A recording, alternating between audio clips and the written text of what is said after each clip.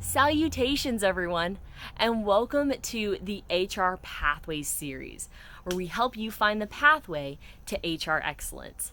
My name is Amber Vanderberg, or AV for short, and welcome to my library. Today, we are going to talk about building teams, which is super important.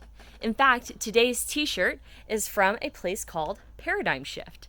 That was a company that I used to work for. I was their HR director. And I had the rare opportunity to work with a stellar team that made work truly fun. But this didn't happen just by accident. There's a level of intentionality and strategy to building and leading stellar teams. But don't just take my word for it. Today, we're going to talk with another recruiter, an HR professional named Phillip. Now, Phillip has been a recruiter for almost a decade, little over 8 years. He's worked mostly within healthcare, with a little bit in technology as well. And he is really passionate about building and leading teams. I'm going to ask him some questions about recruitment and how we can be better recruiters, we can be better interviewers, and how we can truly build a team that can help our organizations thrive. So, if you're ready, come on, let's have a seat and see if he is ready to go. Phillip, are you there? All right, Phillip, can you hear me? Yeah, I can hear you. Hey, awesome. So this is Phillip. Phillip and I actually used to work together whenever he was a recruiter in healthcare, and I worked in HR as well. So that's kind of how we know each other.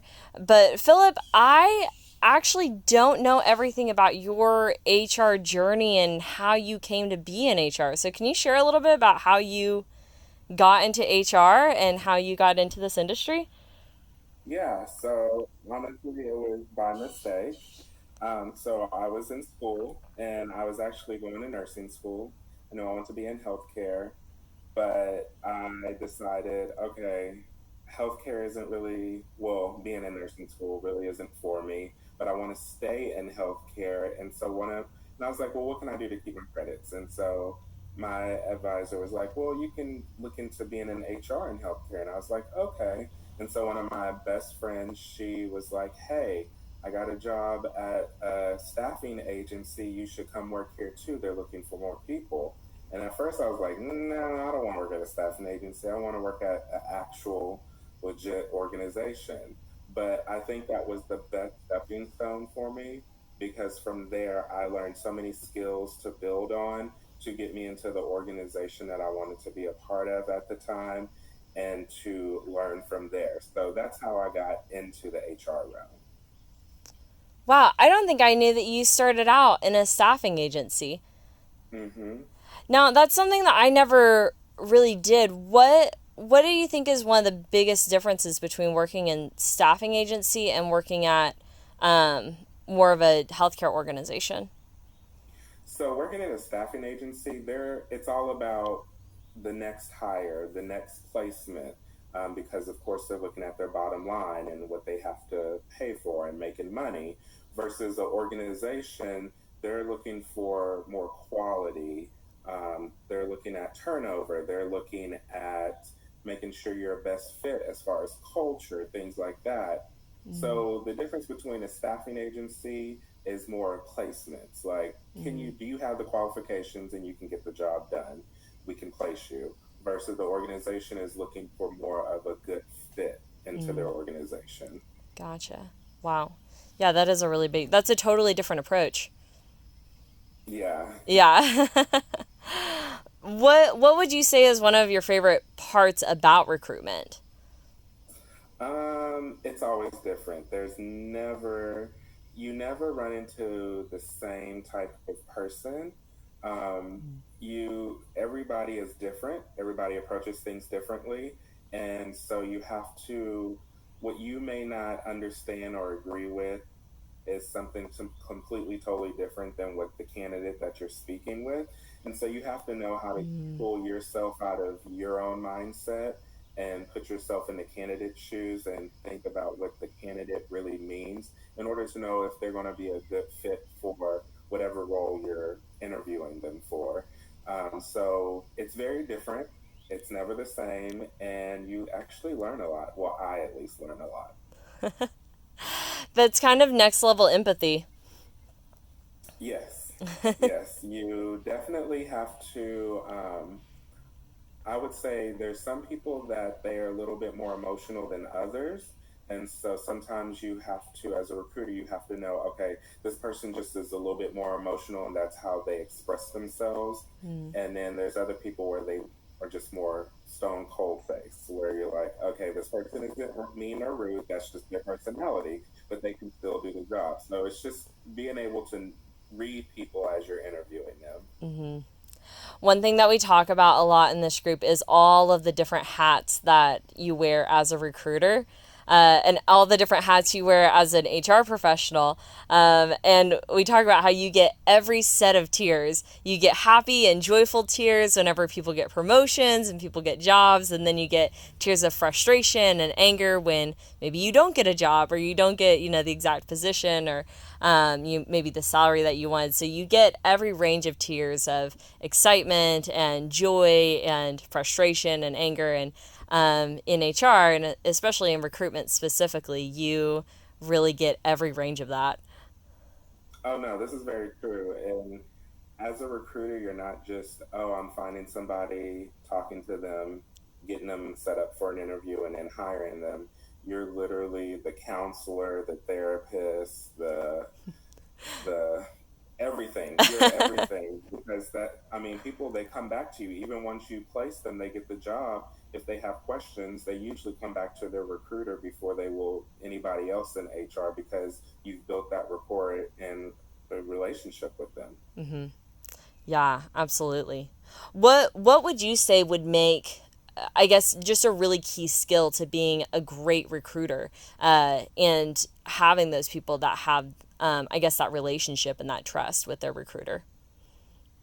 I would say one, you really need to know the job that you're recruiting for. You need Oh. to understand that position and what it really takes for somebody to be successful in that position. Mm. But then, two, you also need to understand how to give one great candidate experience, but also understand the candidate. There's times that there's candidates that they know the job, they can do the job, but they're nervous. We all are nervous when we're interviewing for a new Hmm. job or anything new out of our comfort zone. And so they may not be communicating their skill set or their knowledge very well because they're so nervous. So you have to be able to depict what they've given you on their resume with what they're telling you Mm. and be able to say, okay, they're giving me most of the information I need. I can understand they're probably a little bit nervous, and being able to coach that person and tell them, hey, it's okay, don't be nervous. I understand we all go through this. So they do get a little bit more comfortable and they actually listen to you. And when they do get to that hiring manager, they are a little bit more calm and ready for that interview. And when you give them that job offer, they're so thankful that you gave them those coaching points because of course, we would all like to have someone on the inside to be like, okay, this is what this manager is looking for. This is what um, they like, what they don't like, how you should act, how you shouldn't act. So you know, okay, this is what I need to do, and to make you feel a little bit more comfortable. Mm. Totally makes them feel like, the truth that you're on their side, Oh yeah, and you're on their oh yeah, team. definitely, and not just okay, I got you. Okay, now let's get you scheduled for an interview. Yeah. Letting them know that, hey, we're rooting for you. If we weren't interested in you, we wouldn't have even gotten to this far in the process. Mm. There's something in your resume that sparked our interest that we said, hey, let's give this person a call and see what they're about. So now it's time for you to sell yourself and show not only what your resume says you can do, but show that you are a good personality fit and all of that within the organization. Yes. Oh, that's so powerful. Whenever you're looking at your resumes and looking at those applications, what what are you looking for within, to find a quality candidate? So I would say this one is key is there's still recruiters, still actual human eyes looking at a resume. So you definitely want to make sure your resume is not too long-winded and anything that's key bullet points. So I always say look at the job description. Not one resume fits to every job.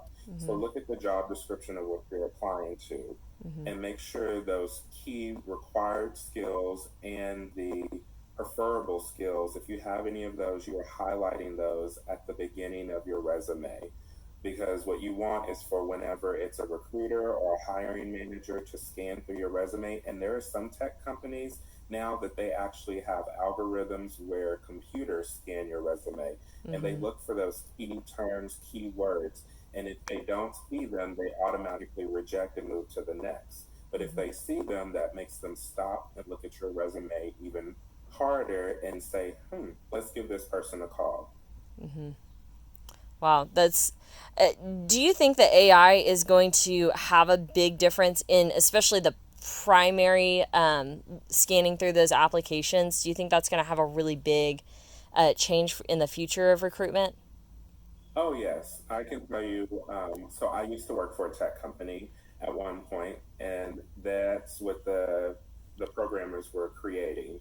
And yes, I can tell you, there's already companies that do that. They just have so many applicants that there's no way one person can go through that many applications for one job. So that's exactly what happens when you apply. There's sometimes they ask you assessment. They have like behavioral assessment questions they ask you, or some kind of questionnaire that you have to take when you put in your application. Those questionnaires, if you notice, the questions a lot of times they one word that they change to see what your answer is. And that right there tells them either, yes, let's move you on to the next process, or let's reject you. So I do think that AI is on a lot of big companies that everybody wants to be at. AI will be the first step of getting your resume through to somebody to actually look at it. Yeah, man, that's that's so fascinating to see what that future of recruitment is going to look like. But while we have people right now that you're still looking at applications and you're looking at resumes, I love the idea of looking at the job description first and putting those keywords really at the top of your resume, top of your application, front and center. That's really a simple way to stand out. Is there anything that is a major red flag that you see that's kind of an easy, not really a good fit for you whenever you are reviewing those applications on the other end of red flags? Um, Used to be one big thing was gaps in your job history. Mm, But nowadays, a lot of employers are understanding that, as they call it, millennials and younger generation, like they job hop. They're not happy one place, they know they can move to another. So I would say that's still kind of a red flag is mm, job hopping. Um, so not only just gaps in your employment, but also short term employment. So you've been somewhere for a year or less, then you go somewhere else. You're there mm, for a year or less, then go somewhere else. Those can be red flags, but I would also say um, looking at, okay, let's just, for instance, if you're a nurse and you were working as a nurse, then all of a sudden you went to IT and you became an IT whatever, and it doesn't even have anything to do with the medical field, and then you're looking now you're applying to come back to nursing. That's a red flag. It's like, wait a minute, why did you switch professions like that or industries like that? That's something happened during that time period that you were either under investigation. Something happened where you could not practice as a nurse anymore, so I need to investigate further. mm, So things like that could be red flags. But mm. honestly, if you're honest in your resume, if the company sees things that they like in you, they're going to at least give you the opportunity and give you a call and do a screen. Mhm. Yeah. One thing that we've talked a lot about is just honestly coming up with a complete resume and being diligent in that. I've seen many recruiters, and even whenever I will recruit for different teams, getting an application that only has some of the questions answered and then the optional questions or even the mandatory questions are just skipped over. That's an easy way to say, okay, if you're not being diligent to fill out the full application or have a complete resume, then that is also a huge red flag that we notice a lot at a company I work for now, too. Oh, yes. And I'm glad you brought that up because that is very true. I know all of us, I mean, we've all been in this situation where we want a job, we need a job, and you get on the computer and you start looking. The first few applications you fill them out diligently, but then you get all fatigued and you're like, I'm tired of filling out applications. They're asking me the same questions over and over and over again. So Mm-hmm. you start to get more lazy and not completely fill them out. Mm-hmm. But like you said, as an employer, they do look at that and say, now, wait a minute. Like, we need these questions filled out. We Mm-hmm. need these answers. And if you're not taking the time out to fill out the application, we're looking at that as is that the type of employee you would be, a Mm-hmm. lazy employee? Mm-hmm. So that can also hurt you as well. Mm-hmm. Yeah. And it's such an impression because that could not be the case at all. As you said, there could be mass fatigue after filling out so many applications, Hmm. but we don't know that. That's you putting your best foot forward. So yeah, Yep, that's as they say, first impression is last impression. first. Absolutely, absolutely. Yeah, that's so true. Yeah, the filling out the applications and looking at those apps and those resumes is so important. But I've talked to a lot of people that they get past the resume and past the application and into the interviews. Now, is there something specific that you're looking for within the interview that maybe a person can do to stand out above the rest or to stand out above the rest or something that you're looking for specifically in quality candidates? Yes, I would say for one, whether you're doing a phone screen or an interview, come prepared. Always, there's so much information out there about organization. You can get on Glassdoor, you can Mm-hmm. get on Indeed, you can go and search Google and find out information about a company. Come prepared, not only with questions and legitimate questions that you have to show them that you're invested, but also information that you know about the company that hey, I have expertise in this, or I understand this, and I understand your company deals with that. So they can understand, okay, well, one, you've done your homework, and two, you're showing how your skills, we could utilize your skills and how you can stand out versus the rest of the other applicants. But also, don't overdo it. We've had several people that have come in and they over talk, they overdo it, and then you say some things that could be red flags, or employers like, wait a minute, I just caught that. Because you may not realize an employer is really listening to everything you say word for word. Mm-hmm. And I call it diarrhea of the mouth. And you're nervous and you're like, oh, oh, let me just keep talking and that'll make me seem more engaged, and you're saying more than what you should be saying, Mm-hmm. and that can be a turn off. So give them the information that they need. Keep it professional, even if they get off topic. You Mm-hmm. can laugh, you can, oh yeah, but never continue with that conversation, because especially like in a panel interview, one person may be getting off a topic just by accident, but Mm-hmm. everyone else is still listening and watching. So Mm-hmm. you always want to stay on topic. You want to make sure you stay professional, and also just give the information that they need, but give be over. Never do too much, because that can hinder you as well. Mm-hmm. Yes. I've never heard a diarrhea of the mouth. I usually call it word vomit, but I like that's so funny. Yeah, that's so true though as well. Yeah, that's a huge way to I love how that's something that can be a way to stand out and also can be a little bit of a red flag as well. Yeah. Yeah. But I mean, I how I go into an interview is I sit there and I speak what I know. If I don't know it, I'm not going to speak about it. And I listen to their questions and I answer them fully. And if it's one of those questions of, well, tell me about a time or a situation where you made a mistake or something went wrong, I tell them a situation, but I also tell them how I corrected it or how I learned from it and what I would have done better. So Mm, they see, okay, not only can you recognize a problem, but you also think about the solution or how to correct it as well. that's so powerful. What do you think are some of the best questions, or let me rephrase that.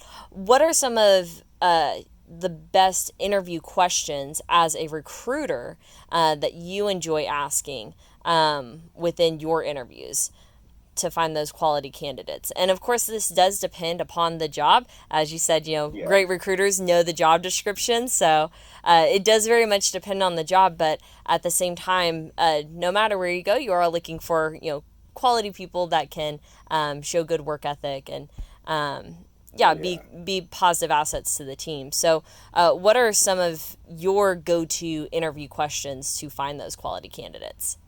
So I always say, whenever, as a recruiter, when you're asking questions, even a manager doing an interview, you want to ask some behavioral based type questions and then Mm, also some, well, skill set type based questions. mm, So just to kind of give you an example, I always ask about what I was just talking about.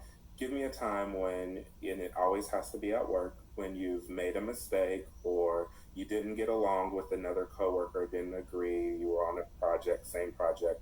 How did you handle that situation? And you always want to leave it kind of open ended to see what they tell you. mm. And so, as a person interviewing, you want to make sure you want to come prepared because you don't want to be stumped with let me think of a situation.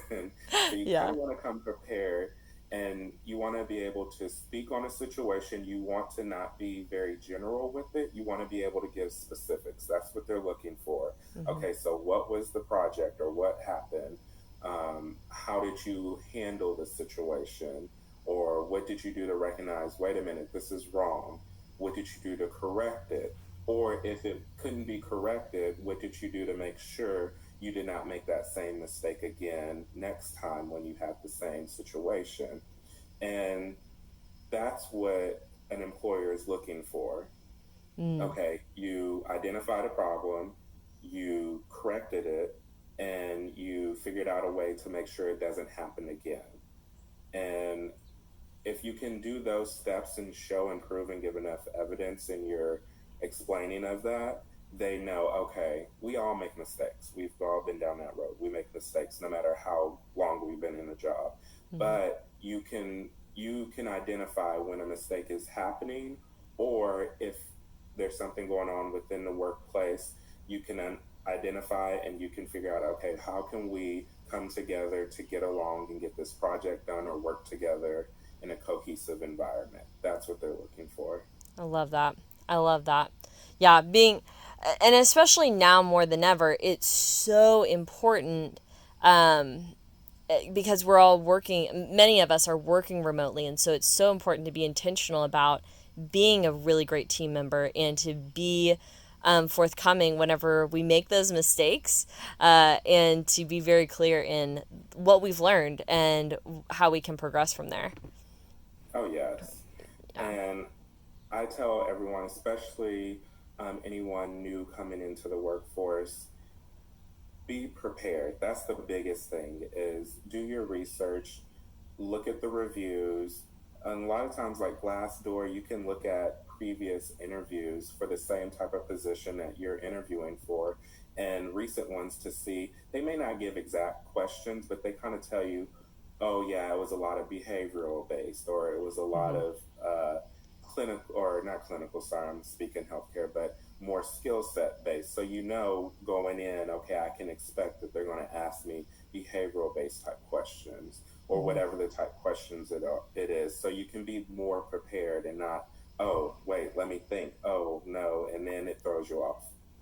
Right. Yeah, that's so important. I think that that's a very underutilized resource is Glassdoor, and the fact that they Hmm. actually give you the interview questions. That's so, yeah, so powerful. So you can be ultra prepared going in.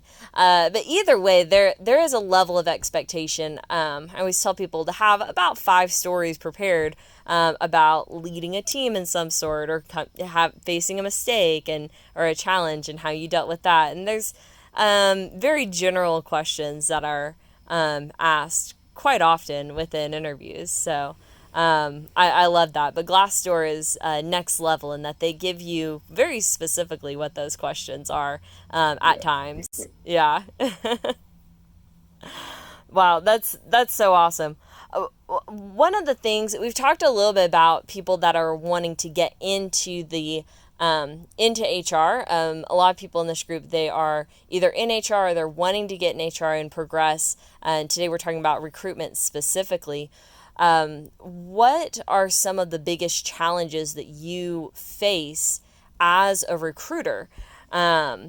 Yeah, what are some of those biggest challenges, especially for people that are wanting to get into this industry? What's something that might be a challenge that might be a little bit surprising to some people? So it is challenging. So I can tell you just from my personal experience, I thought, okay, I've worked for a staffing agency, so therefore I have recruitment experience. It should be easy to go get a job at a hospital or some organization as a recruiter.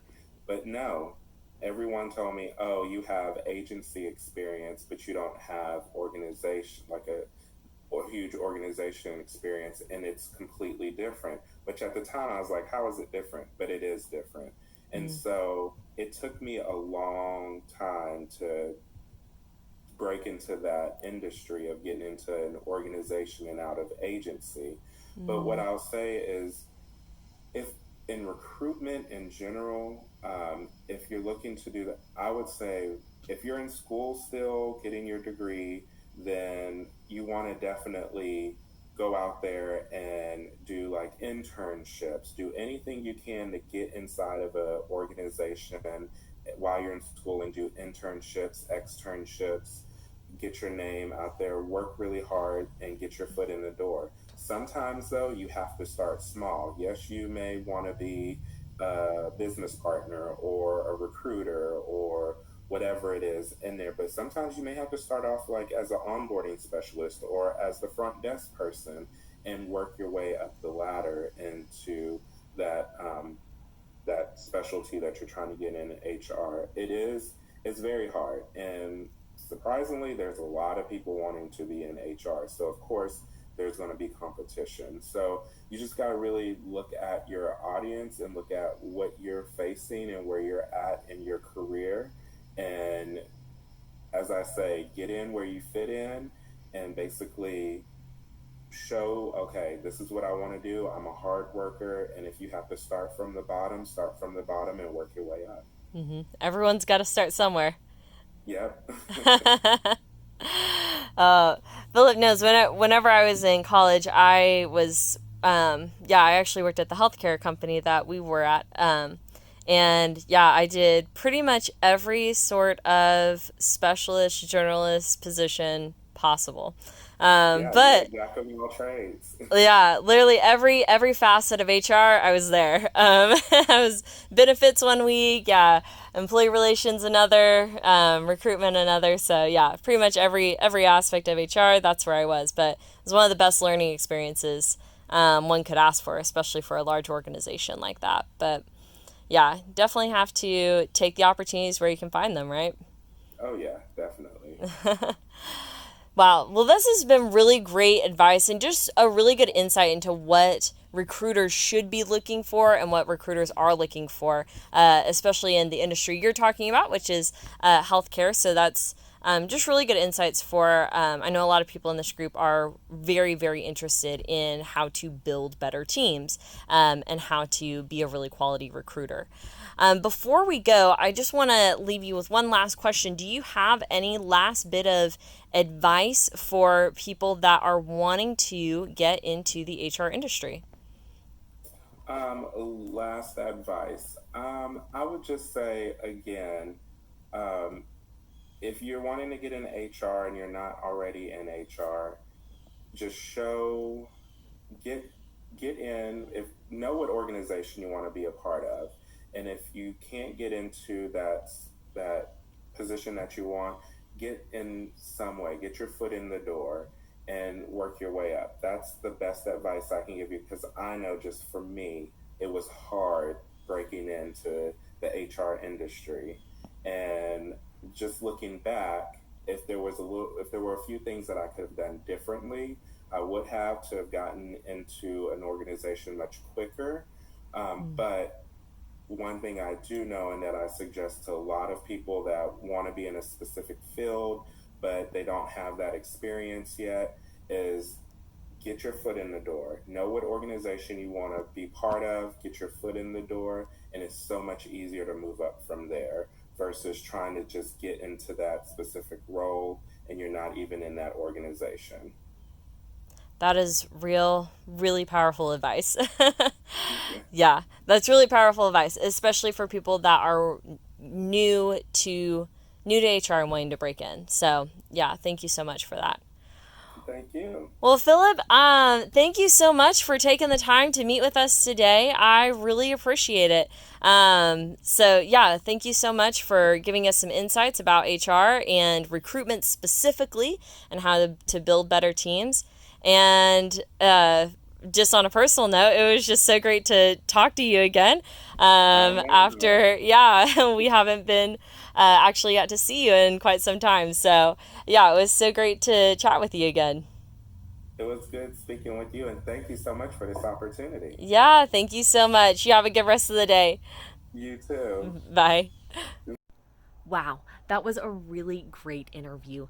Thank you so much, Phillip, for taking the time to share your insights about building a quality team.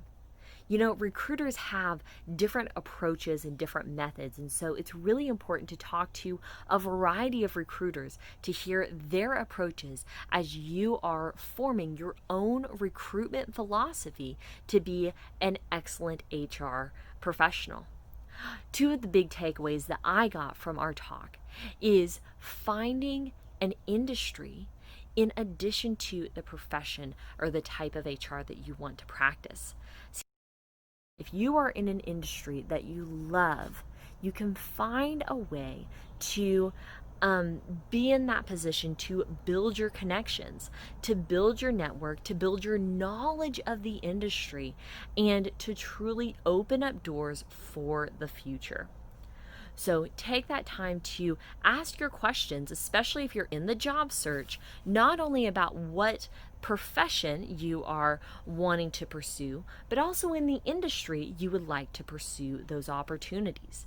It's a really great way to be specific so you can be strategic in your job search and in your pathway to becoming the type of HR professional that you seek to be. In the same regard, if you are a recruiter today or if you're seeking to be a recruiter, it's so important that you also take the time to know your industry, to know the job, and ask questions specific to that job. So we as HR professionals are allies and we are rooting for our candidates. We want to be their biggest advocates and we want to see people be successful. Well, I'd love to hear some of the insights that you got from this chat and some of the questions that you might have. Feel free to leave a comment down below, and we're going to have a full discussion about this next week in our event on Thursday. Thank you so much for joining me for our first HR Pathwayz discussion with seasoned professionals about building a team. Thank you so much, Phillip, for taking the time to share your insights and to share your thoughts on building a quality team. And I will see you all next week. Thank you.